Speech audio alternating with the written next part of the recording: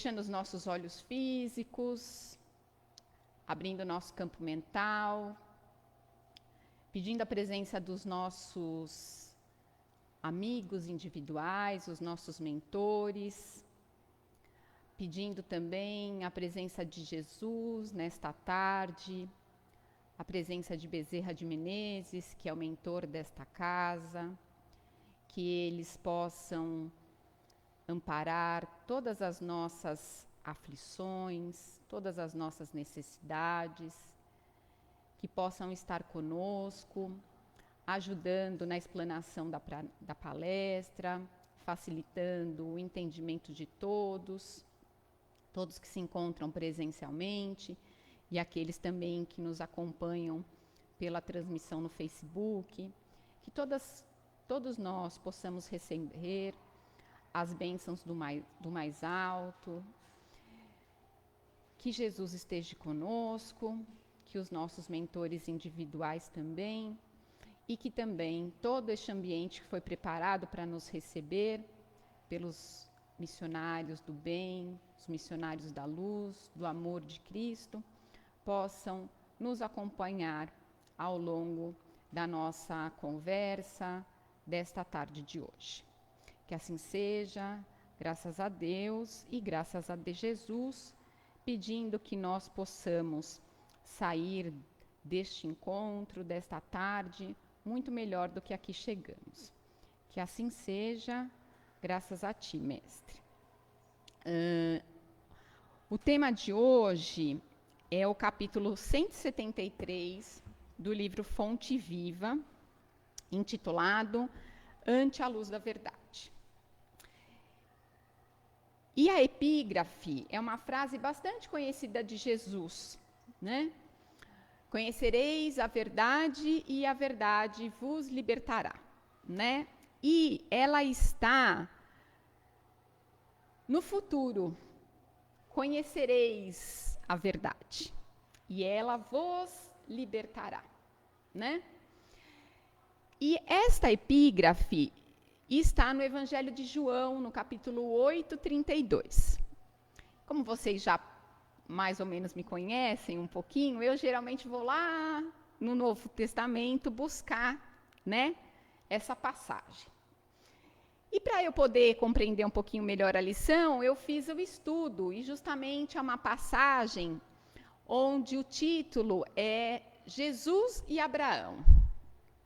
Essa passagem, ela acontece num dia no templo, né, onde Jesus está sendo posto literalmente à prova pelos publicanos, pelos fariseus da época, né?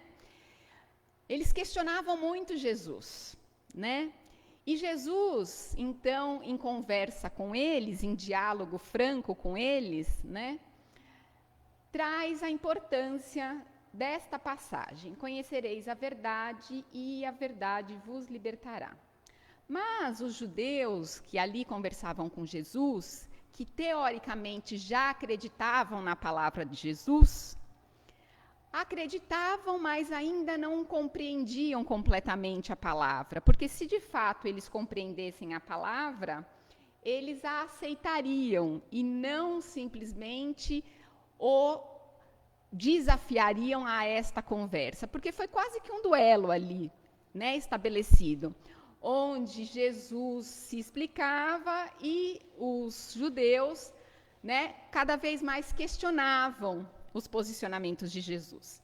Inclusive, em parte da conversa, os judeus falam para ele que ele falava mentiras e que ele tinha o daimon, né? O que era o daimon naquela época, né? Demônio eram os demônios, não bem os demônios, mas qual era uma das grandes habilidades de Jesus? A grande habilidade que todos se encantavam com Jesus, a facilidade da fala de Jesus, né? Jesus falava com muita propriedade, ele era um grande orador, né? Além da fala, Jesus também curava, né? Que também talvez tenha sido um dos grandes motivos da sua atração à cura, que muitos queriam a cura, né? Até nós, quando estamos aqui na casa espírita, né? Buscamos a nossa cura individual, né? Séculos e séculos se passaram e ainda a gente continua nesse movimento, né? A gente se encanta com os grandes oradores e a gente busca a nossa cura individual, né? Mas, além da cura, Jesus tinha uma habilidade extraordinária de lidar com os fenômenos mediúnicos, né?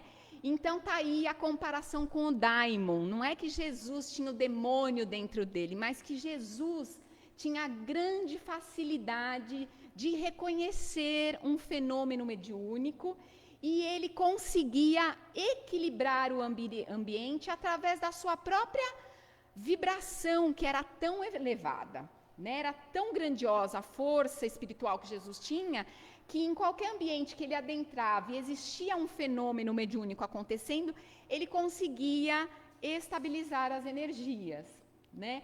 Então, ali, os publicanos usaram essa grande habilidade de Jesus até para ir contra o próprio mestre, né? E aí Jesus fala: vocês não creem em mim, vocês não acreditam em mim, né? Porque eu sou filho de Deus e eu cumpro os ensinamentos de Deus. Se vocês fossem filhos do mesmo pai, vocês acreditariam em mim. E aí os publicanos falam que são filhos de Abraão, né? E Jesus deixa claro que ele é descendente de Abraão. Abraão, quem foi Abraão na época, né, da Palestina? Foi o primeiro dos grandes profetas. Primeiro veio Abraão, depois Moisés, aí veio Jesus, e aqui nos nossos tempos atuais a gente tem a terceira revelação, que para nós espíritas, o espiritismo, né, a codificação da doutrina. Só que mais uma especificidade muito grande de Jesus é que Jesus, ele tinha a facilidade, talvez a nossa grande dificuldade de entender o mestre àquela época e ainda nos nossos dias atuais, é que Jesus fala das verdades metafísicas. Fala do que é intangível, aquilo que a gente não pode pegar, aquilo que a gente não pode apalpar. Está aí talvez a nossa grande dificuldade de compreender Jesus na sua plenitude, porque Jesus é muito metafísico, né? É aquilo que a gente não consegue abarcar com o nosso olhar, com o nosso toque. A gente só consegue abarcar com o nosso sentimento e com o nosso intelecto, né? E talvez naquele dia, no templo, enquanto os judeus o questionavam, talvez o grande questionamento de entender o que o mestre dizia, é porque Abraão, quando trouxe as profecias, quando trouxe os ensinamentos, ainda estava ligado muito à materialidade.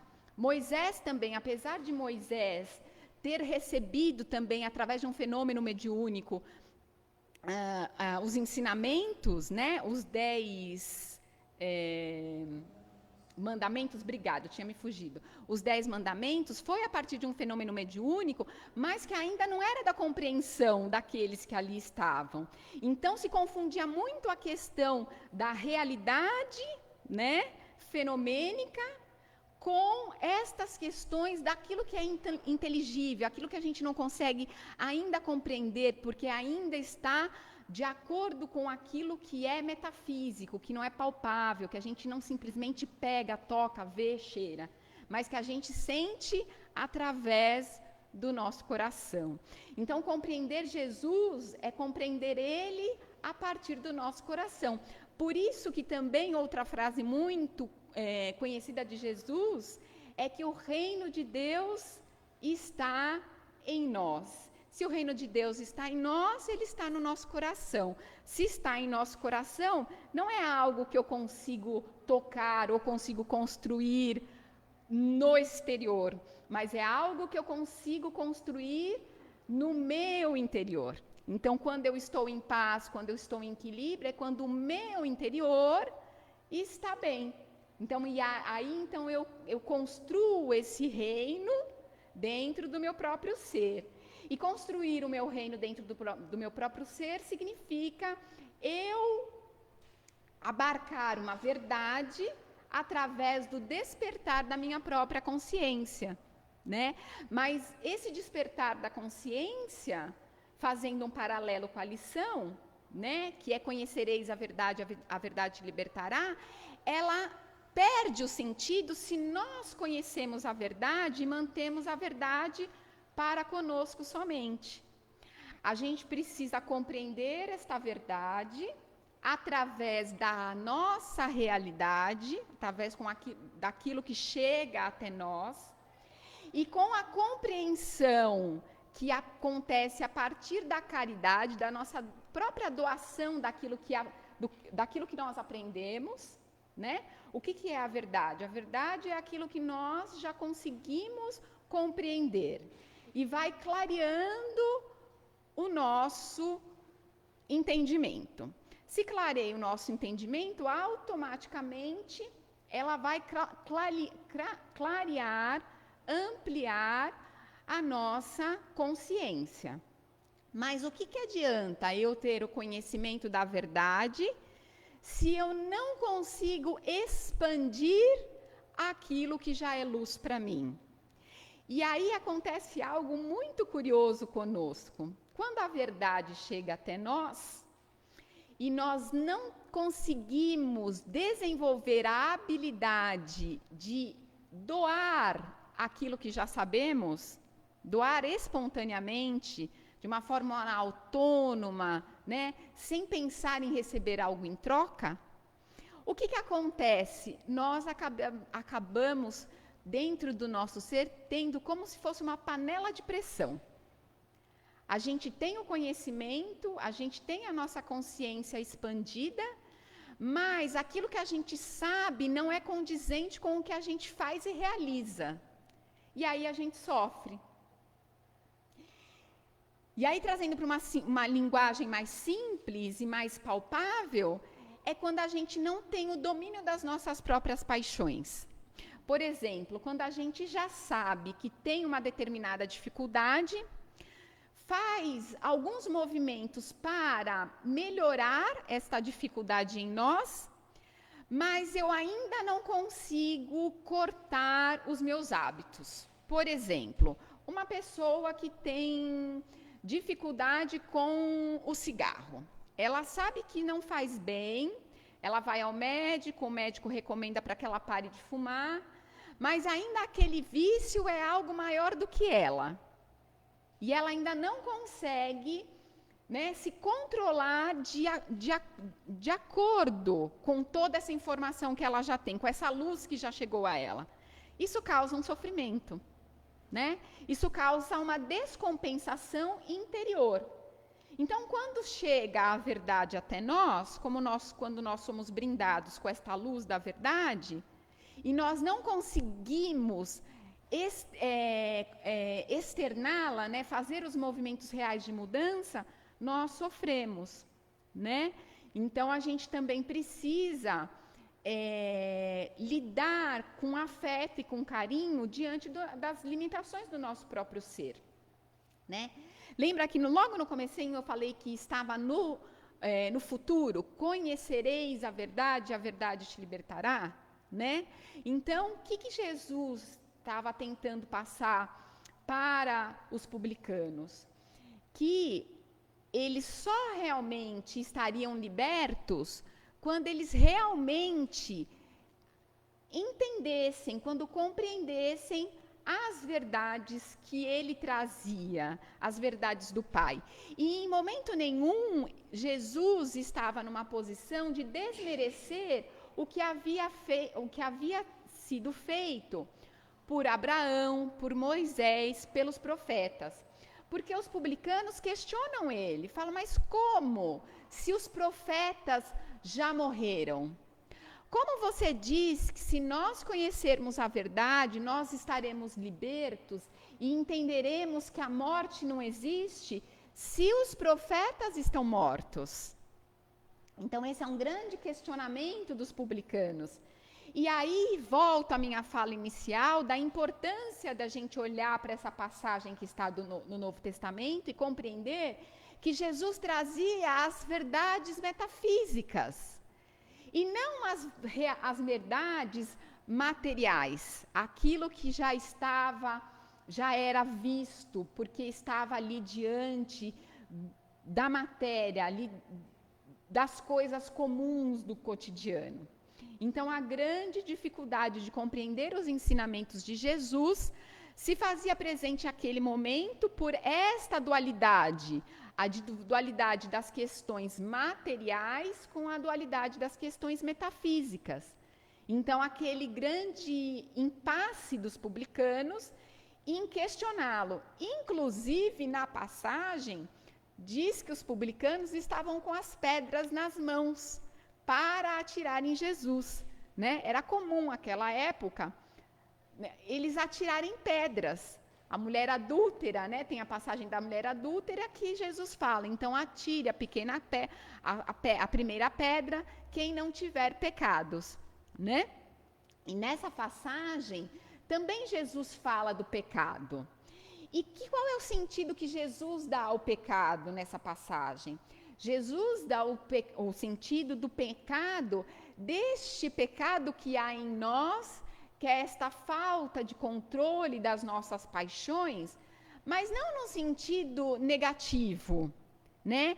Esse pecado que existe em nós, no sentido que são os desvios que existem no nosso próprio ser, e que precisam ser trabalhados e que precisam ser burilados, né?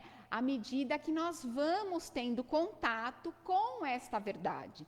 Que verdade é esta? Esta verdade que é a nossa consciência que vai se despertando à medida que nós vamos caminhando no nosso processo evolutivo.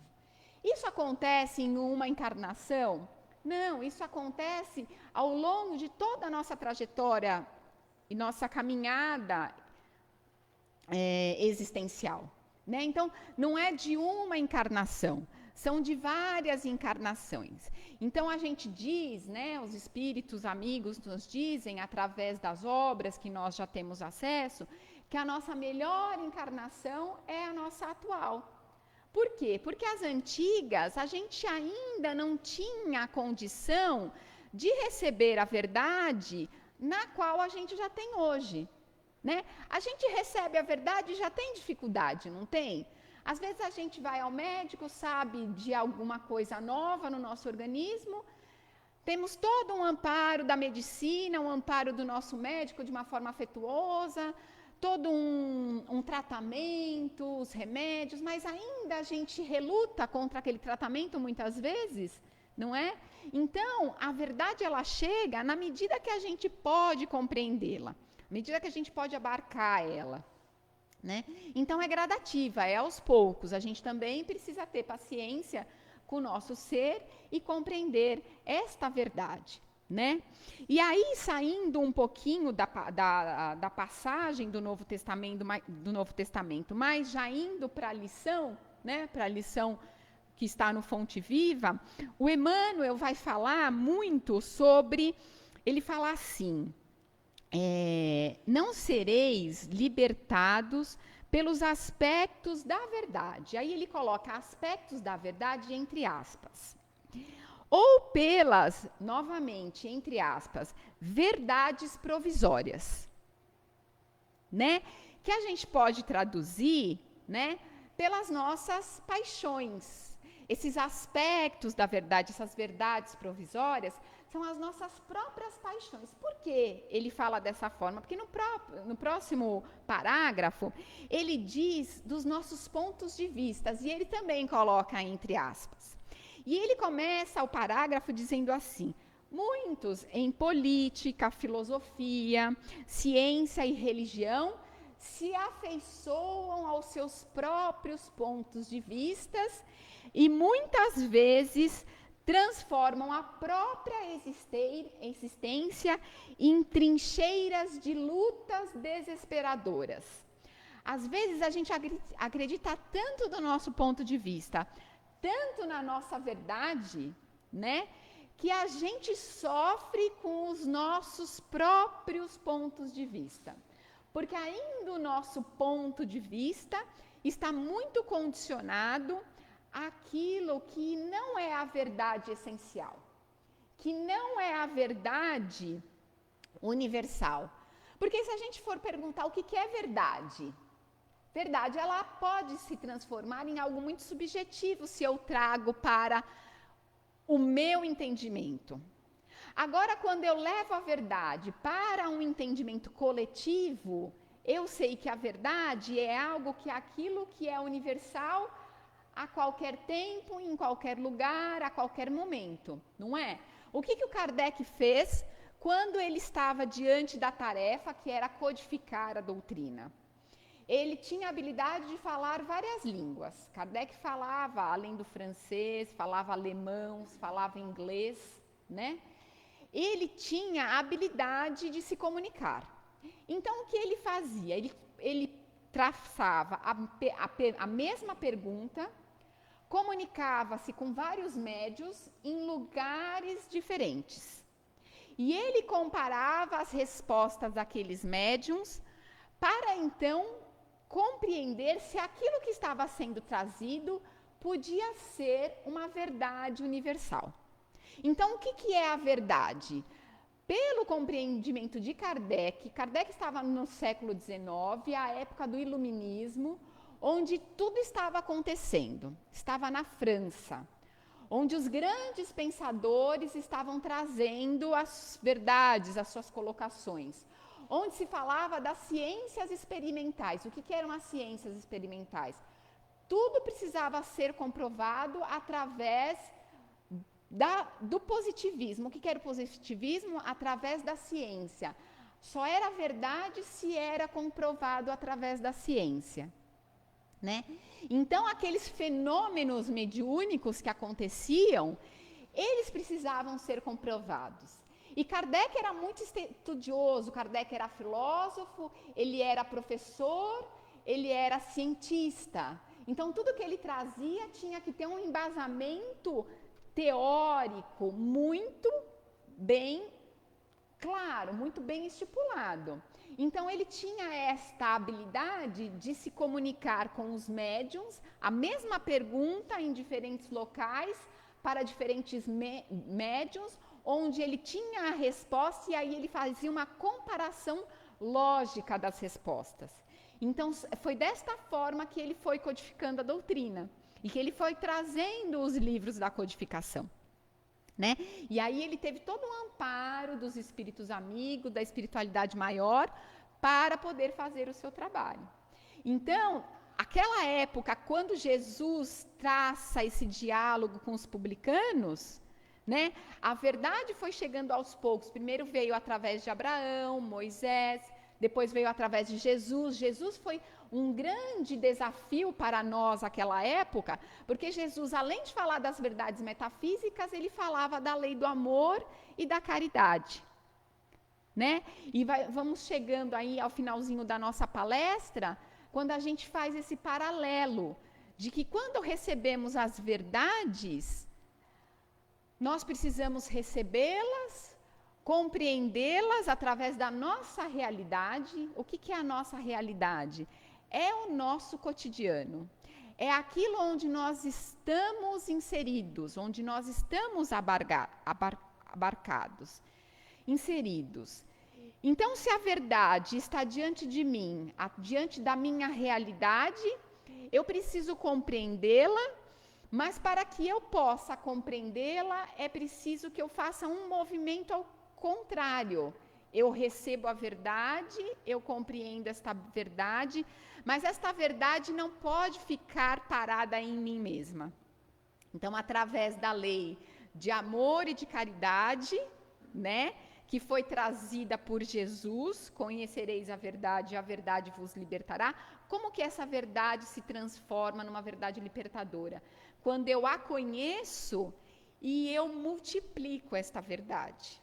Como eu faço isso? Nas ações mais simples do meu dia a dia. Eu preciso ser um orador, uma palestrante para falar da verdade? O que adianta eu falar da verdade aqui para vocês, se dentro do meu lar, no meu trabalho, na minha vida cotidiana, eu não conseguir falar da verdade para aqueles que convivem comigo? Não faz sentido. Não faz sentido eu me preparar um mês para uma palestra, vir aqui falar palavras bem organizadas, bem certinhas, de uma forma bastante clara, mas o que adianta se no meu lar eu não consigo colocar em prática? Se na minha vida cotidiana eu não consigo colocar em prática? E lembrando que quando nós estamos aqui, né, a gente sabe que o ambiente foi preparado antes da nossa chegada, com energias salutares, energias positivas. A gente sabe que além de nós aqui presencialmente e também no Facebook, nós temos a presença de espíritos, almas sofredoras que também vêm em busca de conhecimento assim como nós.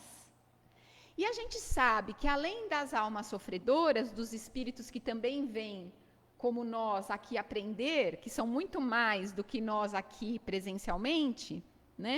A gente sabe que tem o amparo dos espíritos amigos, daqueles que prepararam o ambiente, o próprio Bezerra de Menezes, através dos seus trabalhadores incansáveis do bem, os nossos mentores individuais. Então, quando nós estamos aqui, neste ambiente que está preparado, a compreensão das lições são muito mais fáceis.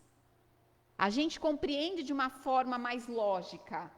E a gente até acredita que quando a gente sair daqui, a gente vai ser capaz de colocar em prática. Mas vem a prova quando? Quando a gente sai do ambiente em que nós estamos, que nós fomos recebidos, e o ambiente que foi preparado. E aí nós vamos para o ambiente desafiador. Qual é o ambiente desafiador? É o ambiente no qual a gente se relaciona socialmente, com os nossos amigos, com os nossos familiares, com os nossos filhos, no nosso trabalho, com o nosso marido, com a nossa esposa, né? E aí, numa lição que não está no Fonte Viva, mas está no Pão Nosso, a lição 146, que diz que o título dela é Seguir a Verdade, o Emmanuel nos dá uma dica. E ele fala que da mesma forma que eu preciso compreender a realidade que me norteia, eu preciso ter compreensão para passar para os demais. E esta compreensão, ela só acontece através do amor, da paciência, da benevolência, da caridade. Ele fala assim: é necessário seguir a verdade em caridade, sem o propósito de encarcerá-la na gaiola da definição limitada. O que seria a gaiola da definição limitada? Muitas vezes a gente recebe a verdade, a gente identifica a nossa necessidade de mudança, mas as nossas limitações, as nossas paixões, o nosso orgulho, o nosso egoísmo nos impede que aquela verdade possa se expandir em nós mesmos e fazer as transformações necessárias e se expandir na divisão daquilo que eu aprendi com os demais que convivem comigo. Então aí a gente coloca a luz da verdade, aquilo que chega a mim, que faz a minha consciência expandir, numa gaiola fechada. Então tudo que eu recebo fica preso. E aí nós somos aqueles os publicanos que estão com as pedras na mão, prontos para apedrejar Jesus. A gente não apedreja Jesus, mas a gente apedreja os atos, as palavras, os hábitos dos nossos companheiros, dos nossos filhos, dos nossos pais, dos nossos amigos. Não é? Diante deles a gente fala uma coisa, eles viram as costas, nós estamos o quê? Apedrejando os seus atos. E deixamos de conversar. E deixamos de, com paciência, com benevolência, trazer para eles o pouquinho que a gente já sabe da verdade. Então, tudo que a gente aprendeu, tudo que expandimos, a gente acaba perdendo, porque a gente não divide com os demais aquilo mesmo que a gente aprende. Aí ele fala assim: convertamos em amor os ensinamentos nobres recebidos, que é a verdade. Verdade somada com caridade, mais o esforço é resultado de progresso espiritual. Então, não adianta eu ter a verdade, ter o conhecimento intelectual, vir para a casa espírita, aprender com as palestras, se esta verdade que eu recebi, eu não associo ela ao amor que existe dentro de mim, porque eu sou filho de Deus, se sou filho de Deus, eu tenho as bênçãos divinas dentro de mim, então existe amor dentro de mim. E ainda além disso, né, além de ter a verdade, mais o amor, eu preciso me esforçar, porque é desafiador eu sair da casa espírita e contar sobre as verdades que a minha consciência já sabe. É desafiador levar para o além das fronteiras da casa espírita.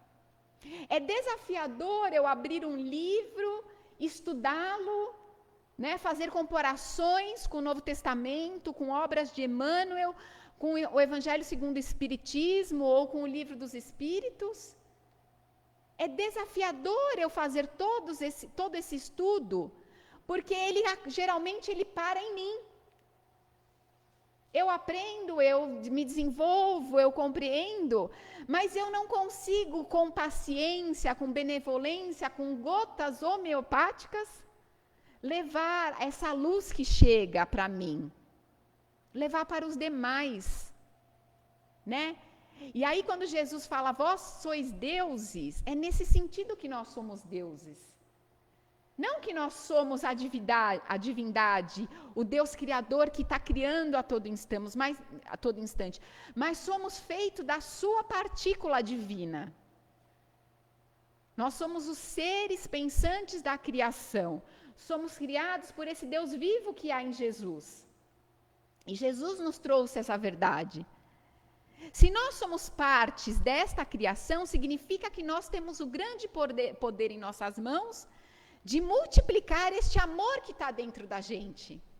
Mas o grande desafio acaba não acontecendo porque a gente não se dispõe a partilhar a verdade, a luz que chega até nós.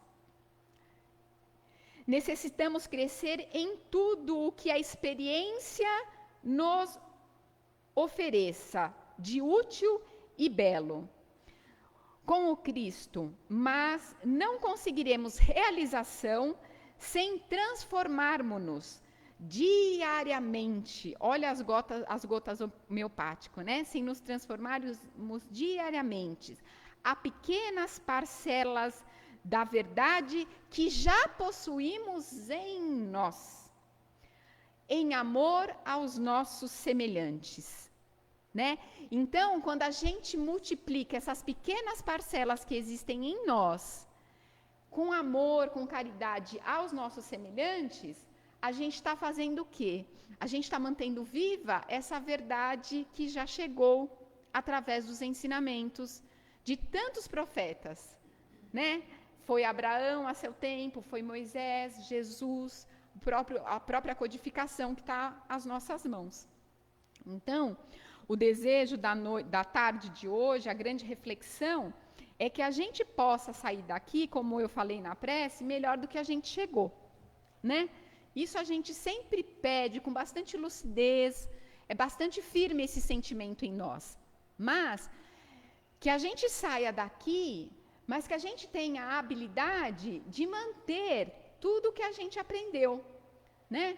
Com uma energia renovada, uma energia equilibrada, que as coisas que acontecem na nossa vida cotidiana não sejam motivo para nos desestabilizar. As energias que chegam, né, muitas vezes não positivas, são as murmurações que a gente vai encontrando ao longo do caminho. As lamentações dos amigos que vão chegando, dos familiares que vão trazendo, o próprio desânimo, né? Então, que a gente saiba lidar com essas situações que chegam até nós. E que a gente tenha a habilidade de não captar para nós aquilo que chega de exterior, né?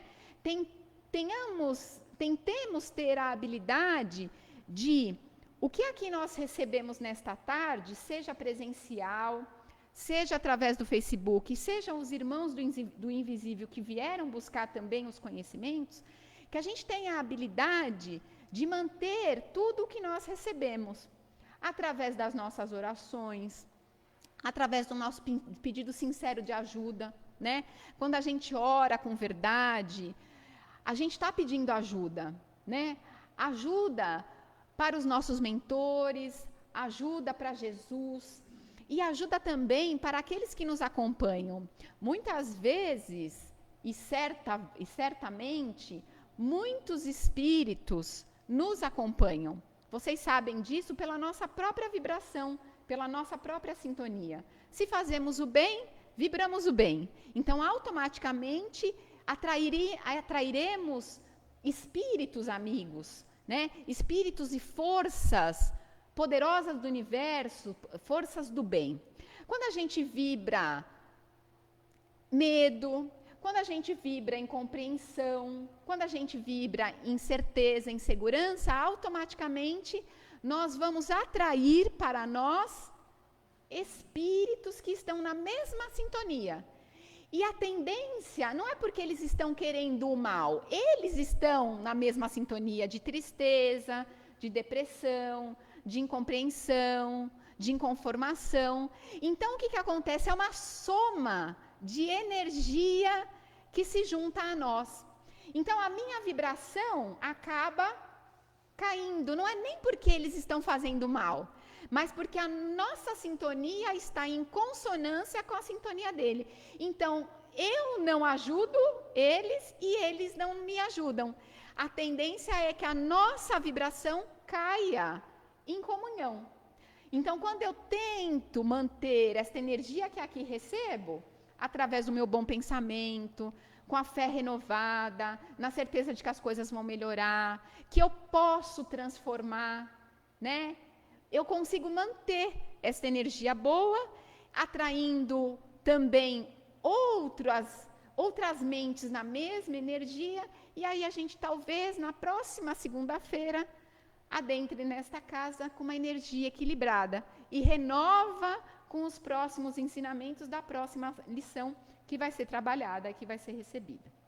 Então, esse é o meu desejo real, que a gente possa sair daqui bem melhor com o que chegamos. Agradecemos a Jesus a oportunidade de estarmos nessa tarde reunidos, falando um pouquinho do seu evangelho, podendo ter-nos voltado um pouquinho no passado, né, estarmos no templo junto deles. Talvez muitos de nós aqui presentes fomos os publicanos que com as pedras nas mãos olhavam a Jesus e questionavam, duvidavam da sua palavra, duvidavam da sua verdade. E ainda hoje nos mantemos em certas prisões que nós mesmos nos colocamos, porque não deixamos o nosso coração expandir, a luz da verdade chegar até nós e a nossa própria consciência estar num patamar um pouco mais lúcido, um pouco mais elevado, um pouco mais próximo do bem. Então, Jesus, que você tenha muita paciência conosco, que os nossos mentores, amigos estejam sempre ao nosso lado, nos amparando, nos transmitindo as suas melhores energias. Mas que, acima de tudo, nós mesmos sejamos ferramentas reais da manutenção desta energia positiva, vibrante no nosso ser, através das nossas boas ações, dos nossos bons pensamentos, dos nossos bons sentimentos e, acima de tudo, da nossa atuação no bem. Que sejamos bons, que sejamos belos, que sejamos positivos e que sejamos sempre amigos, para conosco mesmo, para todos que convivem conosco, aos nossos mentores o grande agradecimento, a oportunidade desta tarde, deste encontro, e a Bezerra de Menezes, que é o grande mentor desta casa e que nos acompanha sempre. Que assim seja, graças a Deus e graças a Jesus.